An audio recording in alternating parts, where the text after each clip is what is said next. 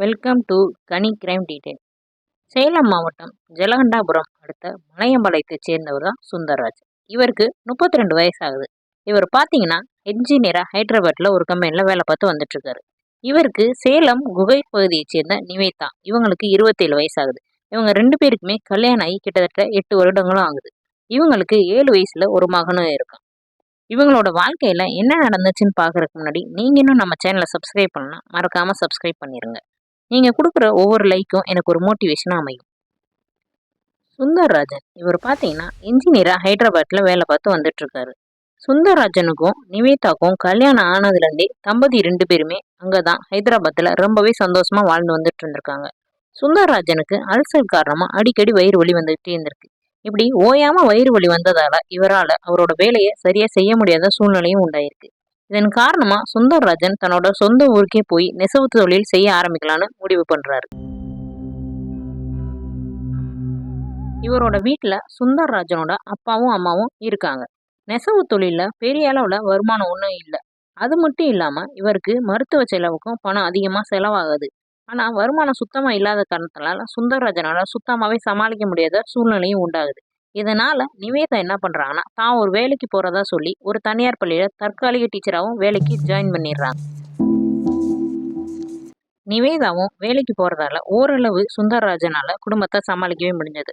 சுந்தர்ராஜனோட அம்மாவும் அப்பாவும் பார்த்தீங்கன்னா ஆடி 1க்காக தங்களோட சொந்தக்காரங்க வீட்டுக்கு பெங்களூருக்கு போகிறாங்க. இப்படிப்பட்ட சூழ்நிலையில தான் சுந்தர்ராஜன் திடீர்னு தூக்குமாட்டி இறந்ததா நிவேதா அவரும் அவங்களோட மாமனார் மற்றும் மாமியாருக்கு ஃபோன் அடிச்சு ரொம்பவே கதறி அழுதுருக்காங்க. நிவேதாவோட அழுகுரல் கேட்டு அக்கம் பக்கத்தினர் என்ன ஆச்சோ ஏதாச்சோன்னு சொல்லி நிவேதாவோட வீட்டுக்குள்ள வந்து செக் பண்ணி பார்த்துருக்காங்க. அப்படி பார்த்தா சுந்தர்ராஜன் தூக்குல தொங்குன நிலைமையில இருந்திருக்காரு. உடனே சுந்தர்ராஜனை மீட்டு அக்கம் பக்கத்தினர் ஹாஸ்பிட்டலுக்கு அனுப்பி வைக்கிறாங்க. ஆனா அங்க செக் பண்ணி பார்த்த டாக்டர் ஏற்கனவே சுந்தர்ராஜ் இறந்துட்டதா சொல்லியிருக்காங்க. இதை கேட்ட நிவேதாவால சுத்தமா தாங்கிக்கவே முடியல. அந்த இடத்துல கத்தி கதறி அழுதுருக்காங்க. உடனே சுந்தர்ராஜன் இறந்த தகவலை போலீஸுக்கும் சொல்லியிருக்காங்க. போலீஸும் ஆரம்பத்துல இது ஒரு தற்கொலைன்னு நினைச்சு சாதாரணமா எடுத்துக்கிட்டாங்க. இதற்கு காரணம் என்னன்னு கேட்டீங்கன்னா அக்கம் பக்கத்தினர் எல்லாரும் சேர்ந்து சொல்லியிருக்காங்க. சுந்தர்ராஜனுக்கு அல்சர் காரணமா அடிக்கடி வயிறு வலி ஏற்பட்டதால ரொம்பவே வயிறு வலியால துடிச்சது எல்லாருக்குமே தெரியும். அதன் காரணமா தான் இவர் தற்கொலை பண்ணியிருப்பாங்கன்னு சொல்லி எல்லாருமே இதை சாதாரணமா எடுத்துக்கிட்டாங்க.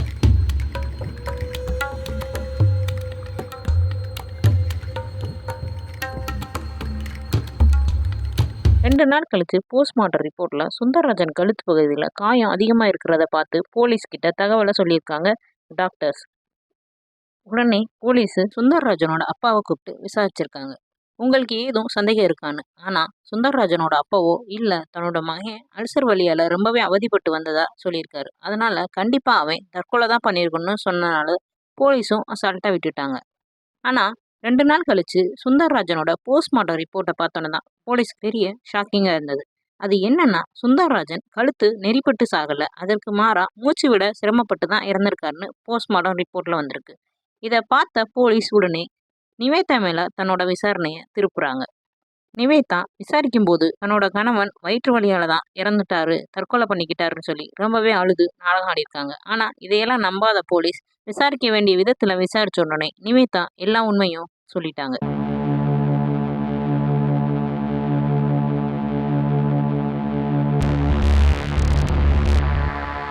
அது என்னன்னா நிவேதா இருக்கிற அதே பகுதியில தான் இவங்களோட ஃப்ரெண்டான வித்யாவும் இருக்காங்க. வித்யாவும் நிவேதாவும் ஸ்கூல் படிக்கும் காலத்துல இருந்தே ஃப்ரெண்டு. வித்யா வேலை பார்க்குற அதே இடத்துல தான் தினேஷ்ன்ற நபரும் வேலை பார்க்குறாரு. இந்த தினேஷ்க்கு வயது பார்த்தீங்கன்னா 24 தான் ஆகுது. வித்யா மூலமா பழக்கம் ஏற்பட்டு நிவேதாவும் தினேஷும் ரொம்பவே ஒரு நல்ல நண்பர்களா மாறி இருந்திருக்காங்க.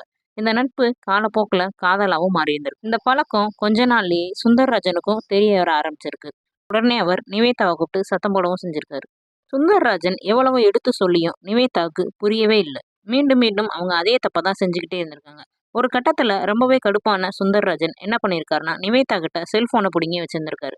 இதனால ரொம்பவே ஆத்திரமான நிவேதா தன்னோட ஃப்ரெண்டான வித்யா கிட்ட போய் எல்லாத்தையும் சொல்லி இருந்திருக்காங்க. அதுக்கு வித்யாவோ நீ சந்தோஷமா இருக்கணும்னா சுந்தர் உயிரோட இருக்கக்கூடாதுன்னு சொல்லியிருந்திருக்காங்க. இதனால என்ன நினைச்சாங்கன்னு தெரியல. நிவேதாவும் தினேஷும் சேர்ந்து எப்படியாச்சும் சுந்தர்ராஜனை கொலை செஞ்சுட்டு அவங்க 2 பேரும் ரொம்பவே சந்தோஷமா இருக்கணும்னு ஆசைப்பட்டு இருந்திருக்காங்க. அதனால சம்பவத்தன்னைக்கு சுந்தர்ராஜன் சாப்பாட்டுல தூக்கு மருந்த கலந்திருக்காங்க நிவேதா.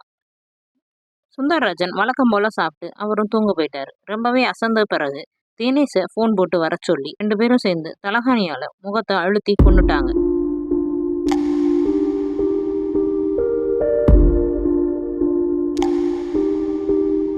கொலை பண்ண பிறகு எப்படியாவது இந்த கொலையில இருந்து தப்பிக்கணும்னு நினைச்ச 2 பேரும் சுந்தரராஜனோட கழுத்துல ஒரு சேலையை மாட்டி அவரை தூக்கு போட்ட மாதிரி செட் பண்ணி விட்டுட்டாங்க. அப்புறம் பாத்தீங்கன்னா தினேஷ் இதெல்லாம் முடிஞ்ச பிறகு வீட்டுக்கு கிளம்பி போயிட்டான். ஆனா நிவேதா விடியற வரையும் வெயிட் பண்ணி விடிஞ்சதுக்கு அப்புறம் அவளோட நாடகத்தை நடத்த ஆரம்பிச்சிட்டா. பயங்கரமா கத்தி அழுது புரண்டு நாடகத்தை நடத்த ஆரம்பிச்சிட்டா.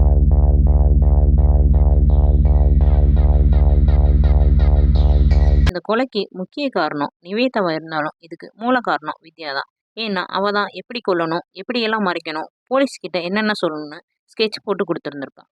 நல்ல கணவனோட வாழாம ஏதோ ஒரு மயக்கத்துல இப்படி அவசரப்பட்டு 3 பேருமே இப்ப கம்மி எண்ணிக்கிட்டு இருக்காங்க. எந்த ஒரு பிரச்சனைக்கும் கொலையோ தற்கொலையோ தீர்வாகாது. இவங்க 3 பேரை பத்தி நீங்க என்ன நினைக்கிறீங்கன்னு கமெண்ட்ல சொல்லுங்க. போஸ்ட்மார்ட்டம் ரிப்போர்ட்ல மட்டும் உண்மை தெரியலனா இவங்க 3 பேருமே மாட்டியிருக்கவே மாட்டாங்க. ஏன்னா சுந்தரராஜனோட அப்பா அம்மாவுமே நிவேதா மேல சந்தேகப்படல. அந்த அளவுக்கு அவங்கள நம்பியிருக்காங்க. இது மாதிரியான கிரைம் வீடியோஸ்லாம் உங்களுக்கு பிடிக்கும்னா நம்ம சேனலை மறக்காம சப்ஸ்கிரைப் பண்ணிடுங்க. வேற ஒரு வீடியோவில் மீண்டும் சந்திக்கலாம்.